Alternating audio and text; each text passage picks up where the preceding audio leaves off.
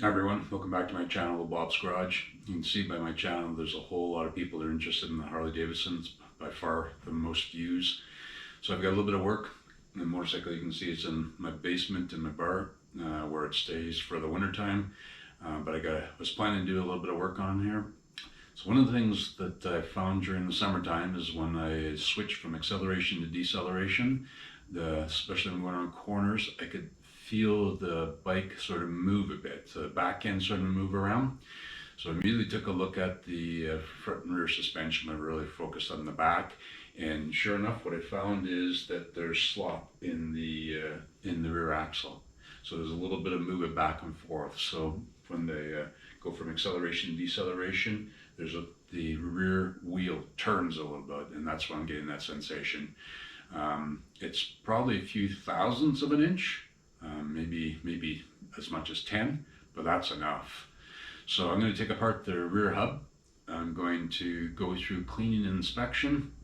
Got a few parts I got to order for it. The rear axle hub, the star hub that's used from, I think it was like 36 to 60 something, or 60 or whatever, 60 or 70, is a simple design. It comes with, or you can get, oversized bearings in it to make sure that the clearances are just right. So we'll take a look to see for any damage, get the appropriate parts ordered up and clean things up, and meanwhile I'm going to probably clean up a few things along the way. So hopefully you enjoy this, and again, if you do, comment, subscribe, like, whatever, and share your comments. So I'll show you a little bit more detail exactly what I mean by this. I've got the light set up back here so it's a little bit easier to see. But if you take a look down at the axle, this is the star hub. This is the star hub. So it's basically the hub itself is the outer race, and then there's an inner sleeve which forms the inner race, and then there's rollers. It's a rebuildable bearing. But if you take a close look, and hopefully this can pick it up, you can see, at least I hope you can see that play. That's a lot of play for a wheel. So that's what we're going to be working on. I'm going to take that apart and take a look at the bearings, and for that you can buy different size rollers for the bearing. You can get a replaceable inner sleeve, which is the inner race, and you can get that in different sizes, and you can get different roller bearings to put in there. So take a look at it, see what's caused that wear, because I'd never noticed that before. But frankly, I've never checked that rear bearing before, so it may have been there and I didn't notice. I think though it's gotten a little bit worse, but we'll take a look and see if we can figure out what the problem is. So I got the motorcycle up on a center stand, or not a center stand, so wooden blocks to keep it level. Set it a little bit higher on a 2x4 just so I can get the wheel down below. And today I got special help. This is one of the first viewers, but not a first subscriber yet. So she's going to be helping me out. This is the garage manager. Going to be helping me out with a little bit of probably camera work as well. So how do you like having the motorcycle in the basement? Could be worse. Well, it could be worse. It actually looks pretty good. It looks like a piece of furniture. Just needs a little bit of backlighting, right? True. All ready to help? Ready to help. Good stuff. The rear exhaust header off. And I'll give access into get the hub bolts off, and a little bit of a trick in the socket. I think it's a 5/16 or 7/16, a 7/16 Allen head screw. It won't fit through the opening for the lug, so it's just a matter of running a long extension through and get into the socket, and then just backing that out a little bit, and then you can get the lug out. And what I do is I get it all lined up between the rear of the frame here and the lug opening, and then I put it in a gear to lock motor up, or the wheel up, so I can do the so I can take the lugs out. That's so I don't mar the paint finish. I got a little bit of touch up to do here anyways, but just to protect it as much as I can. So I've got the lock nut out of the one side and backed off the chain tensioner a couple turns, and I've got the spindle nut out, so I'm just about ready to drop the wheel out. Okay, so I got the wheel off. It was pretty straightforward. Took out, I guess stop saying pretty straightforward as well. Took out the spindle and the spacer, let the air out of the tire, and that allowed me to swing it out through the back and use this 2x4 and a couple of beams to support the tire, but didn't take a whole lot. It's pretty easy to manage and out. And it's got this little bearing extension part here that is a little hard to get out of the hub, but all pretty straightforward. Again, I said straightforward. It was full of grease, so I putting too much in and the cork seals are blown out. So the next thing I got to do, I'm going to be taking the chain off and taking a look at the brake on here, but the next thing I'm going to be doing is starting off, take these screws out and disassemble. The grease is black. Now that could have been what was in there before. I use a different type of grease. It also could be that it's pretty badly contaminated, which is probably the cause, or probably the case, because there's a lot of play. I don't think that play existed before, which probably means I've got a couple of some bad rollers on that bearing, or the inner race is bad, and that's probably just ground up metal inside there that's making that grease so black. But this is fairly easy. That's the inner sleeve of the bearing. Hub is the outer bearing, and then rollers all the way around. And I'm going to take it apart, clean it out really thoroughly, do a lot of visual inspection, which I'll show you later. And it's setting up straightforward. Outer bore dimension minus inner bore dimension, and then 2 times the roller bearing dimension plus 1/1000th of an inch clearance. I've got about 100,000, so something's going to be worn out pretty bad in here, and we're going to find out. Okay, everyone, I've got it apart. I didn't fill the details because it's pretty straightforward, but unfortunately I found out exactly what I expected to find. Inside the hub, you can feel it's not as smooth as it should be. I've tried to clean it up, but it's not right, and that's the side it was on. So what's probably happened is there's some swelling that's taking place. So when I looked at the roller bearings, you won't be able to pick it up in the camera, you take my word for it, but you can see, I'll try to get in front there, you can see, put this down, that this one stands out there, that some spalling has occurred on the surface. So spalling is plastic deformation of the surface. You basically plastically yield a bit of the surface, and it comes away and transfers onto another metal. So don't know how well that's picking that up. What you think is dirt is actually surface irregularities. So that's cleaned off there. There's another one there. You can see there, those marks don't come off. So that's the surface. Inside the hub, it's a pretty loose fit. Now I'm going to try dry fitting it. Now I've taken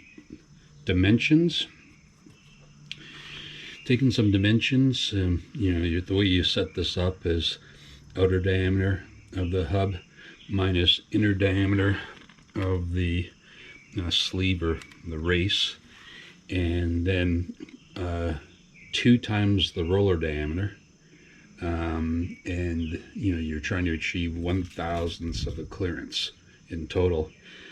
I measured. I don't have very good measuring tools, just using verniers, so the bore is hard to do. But I'm coming up with a couple thousand already, so that's too high. Unfortunately, this has to be measured. You need something that can go down to 1/10,000th of an inch. So I'm going to try it a couple more times, but it's a pretty sloppy fit. So I'm sure that's a good deal. I'll try it. Now, one of the other techniques is you can, it's called a plug fit. These rollers are different sizes. I just knocked it down too far. These rollers are different sizes. So you can pick up different size rollers, and you can put in a size that effectively takes up all clearance, and then you can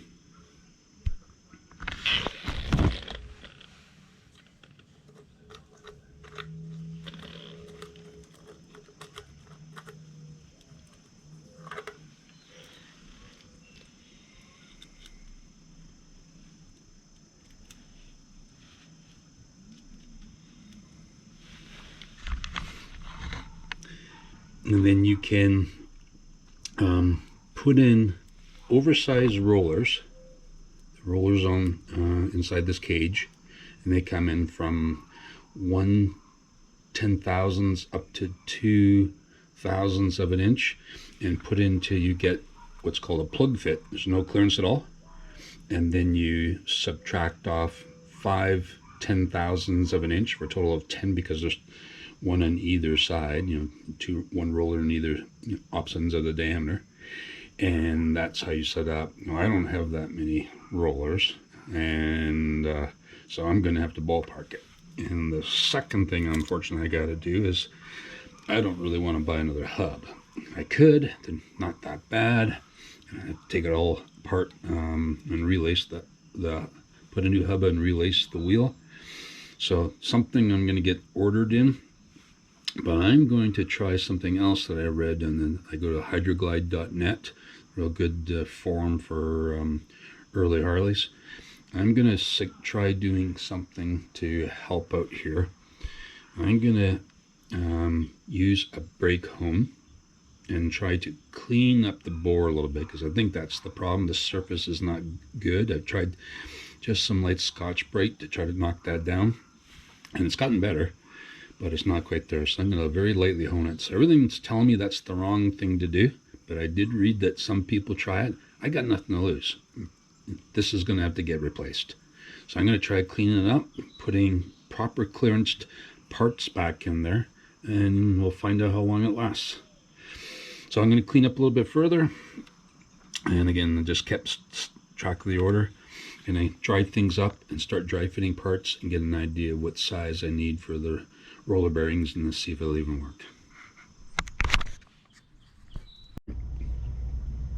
So I got a few different size rollers, some gaskets, and an inner sleeve.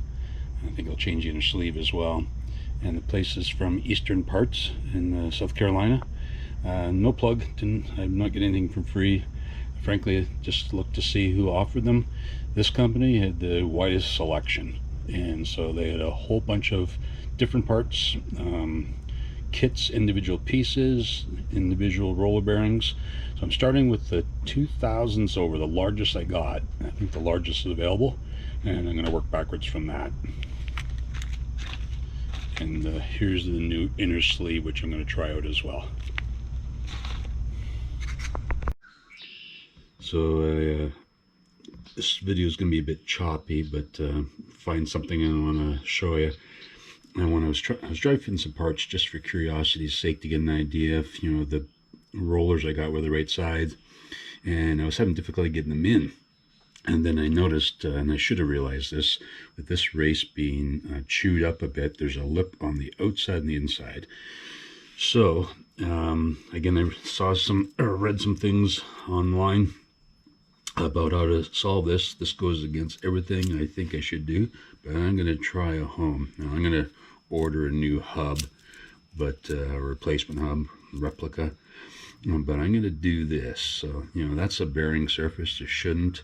This will get it square. I've read some places they do this, and it all depends. I can't get a good mic. I just don't have the tools. I'm just using Verniers. But I'm going to try this a bit, then I'll have to polish this up as best I can, and I'll check the dimension again and see how that works. One way or the other, I'm going to likely get new, and I will be getting a new hub, but we'll see how long this lasts anyways.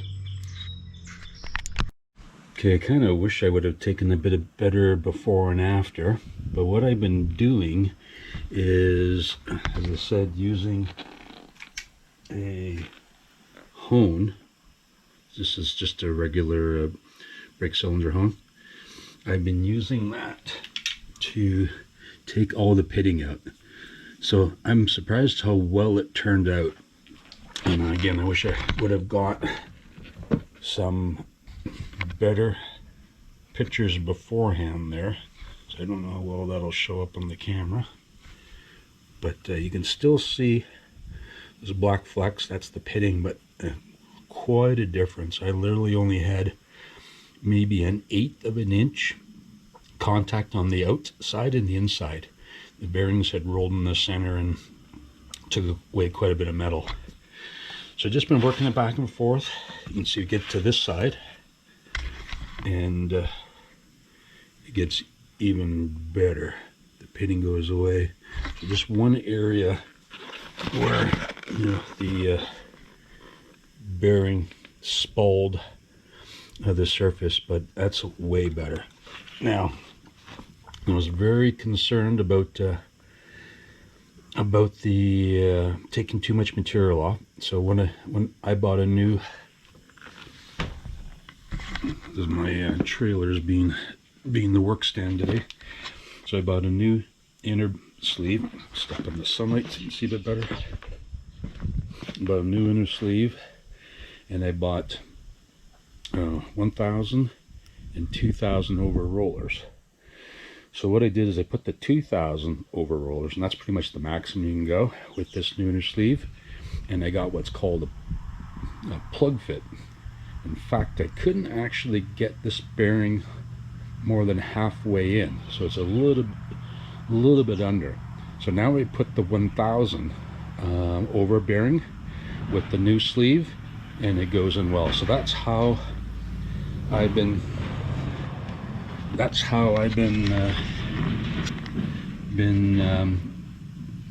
sizing everything. Again, I don't have the proper way to do this is with side micrometers and a bore measuring tool, which I don't have.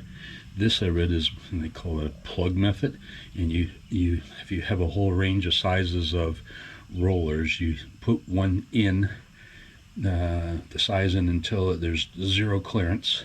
So I have a little bit less than zero clearance with 2,000, and then you add 1,000, so it'd be half 1,000. So what I did is I just took I got 2,000 over and 1,000 over. So to add 1,000, I should really be 0.2505. So I'm a little tight, but I think that's a whole lot better. And the other thing I've been doing, so I'm less than 1,000. 1,000 is the clearance you're trying to achieve. And the other thing I've been doing is just on a drill. I've just been using this Scotch pad, and I'm trying to get as much of the surface as smooth as I possibly can. The bearing should be just basically glass smooth in there. So I'm trying to polish that down as much as I can. So the honing probably took me about 20 to 30 minutes to just carefully go back and forth and take out as much of that pitting. And like I said, I really wish I could have showed you, because it was literally the entire width of the bearing race, and it was gray. And like I said, when I started cleaning, you could see the pits were the extent. So much better now, but I still got some more time. I got to put in to polish this a bit smoother. It's way better than it was before. I could feel it when I was rubbing my finger before, but it's still not smooth enough. That's got to be like a chrome-like surface. So I'm going to keep at it, probably spend another 20 minutes to do it, just for comparison. I gotta take this wheel outside so you can see better. Probably should just do this in a better shot, but anyways, here in the light, you can see the other bearing, and it's very smooth. Got a slight grayish, but it's very smooth in there. Whereas this one, you can see it looks like a finely honed surface, but it's way better. And it looks like it got the clearances I need now. Now I know it's going to be a little on the tight side. I have to be very careful, but I'm also going to lose a little bit of the surface when I keep polishing it, and a little bit when it breaks in. So we'll see how well this works anyways. Couple times blowing off, nice clean paper towels, dry everything off. And I said 1,000's over for these bearings. And again, a little bit of a gamble because I don't have micrometers, but 2,000's over would sort of fit about halfway in the bearing. So, you know, it's probably less than 1,000's clearance, but that should be okay. In these, I tried putting 1,000's over in dry fitting these, and it wouldn't go in at all. These are in great shape. There's no marks, no pitting. Said the race is fine, so I'm going to put them back in there. And there was no issue on this side. It was this side where I was having the problem with. So everything laid out. Next step is I'm going to start greasing everything up and start assembling. So I won't bother showing you that. Not much to it. Probably maybe turn the camera on a little bit later, but packing with grease isn't not too much to that. Okay, I'm going to start going through the assembly. I've just been greasing all the parts up here as good as I can. And first thing to do is to drop in the large bearing on this side, followed by this thrust washer, just making sure they're all in place. And then drop in the shaft. Again, as I said before, I checked all this. There's no issues with the bearing. So I'm going to put that all back together. Next is, as this, with the same part, so it was the other side. Next, put in the snap bearing.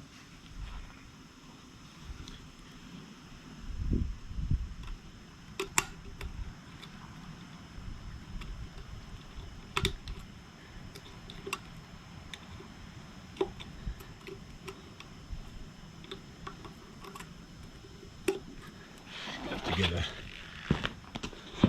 screwdriver to push that down.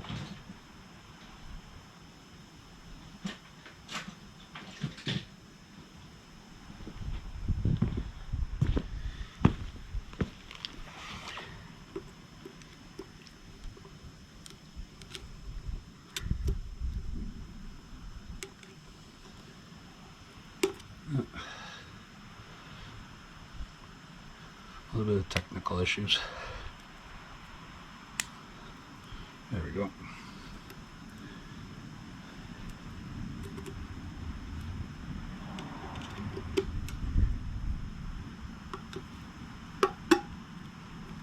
There.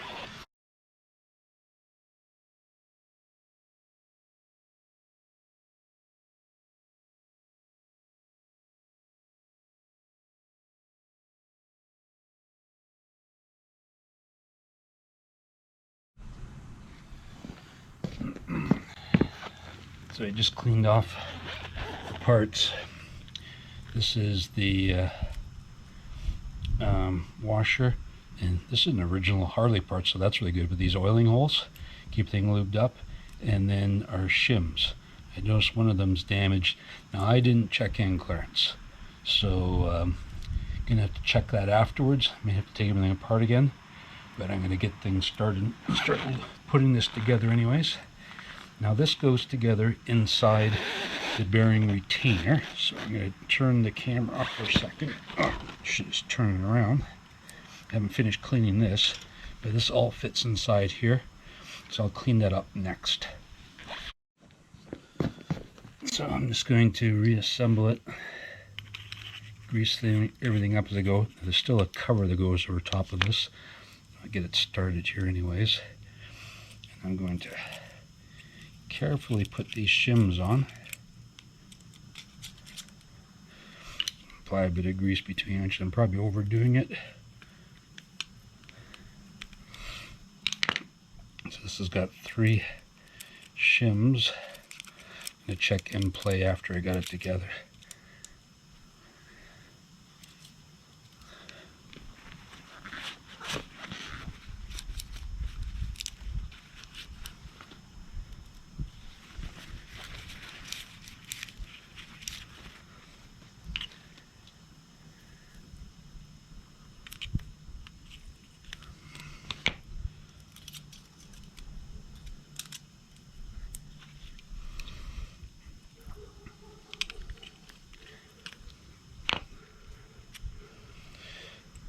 And the collar,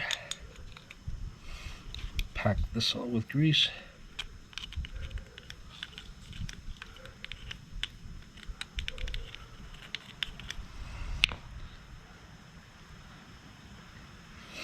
And then the washer.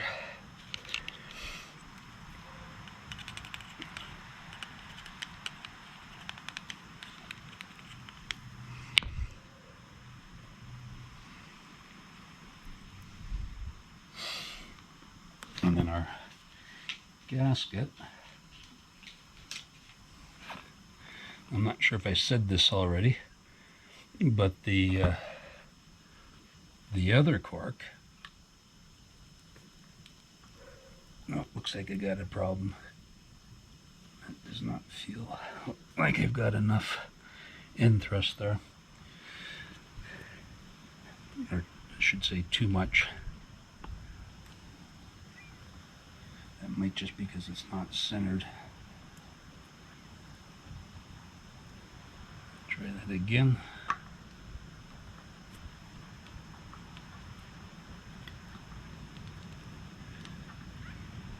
Yeah, I think I'll have to double check that because that doesn't feel like it's flush there. So it looks like I got to remove a shim pack.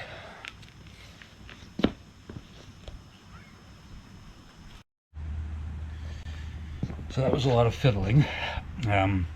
So probably a lot of people saw that when I was doing it, but I was putting grease between the shims. Well, that took up all the clearances. So I wound up having to take all the grease out between the shims and then the cup. That one's a little on the frazzled side there. But remove all that grease I put in there, clean all this up so I didn't affect it. I wound up remove one of the shims, and effectively what I did is I 3, and there was no clearance whatsoever, and I just added shims until I got back to the point where this will still move. I'll check it again, but it'll still move, and this touches, so there's enough clearance in there as well. I'm going to try to tighten the screws down, repeating the same thing, play with it a little bit, but I think I got it now.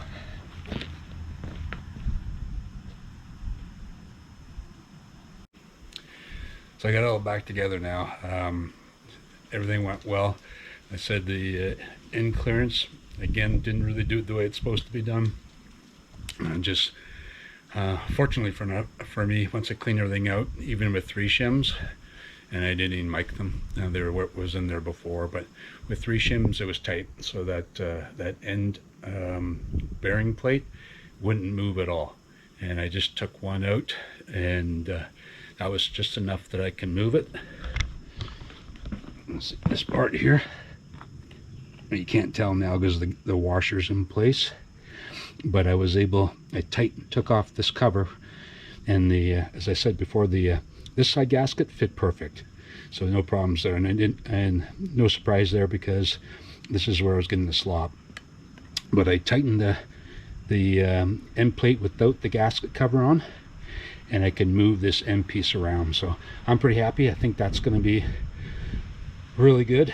I think I polished that that hub surface on the inside, so at least it's way better than it was before. Took up the clearance. Like I said, I'm probably somewhere between 1 and 2 thousandths. Not ideal, but way better. You know, I was probably at 100 thousandths clearance before, so a whole lot better. See how this lasts. I'm going to be getting a replacement hub on order anyways. I'll just get the whole assembly. Hate to do that because I think this is original. I know the rim's original, but I think I need to be prepared just in case that doesn't go well. Anyhow, I hope you enjoyed this, and again, got more to come. We'll be going into the brakes next, making a few adjustments there, but again, like and subscribe. Thanks for watching.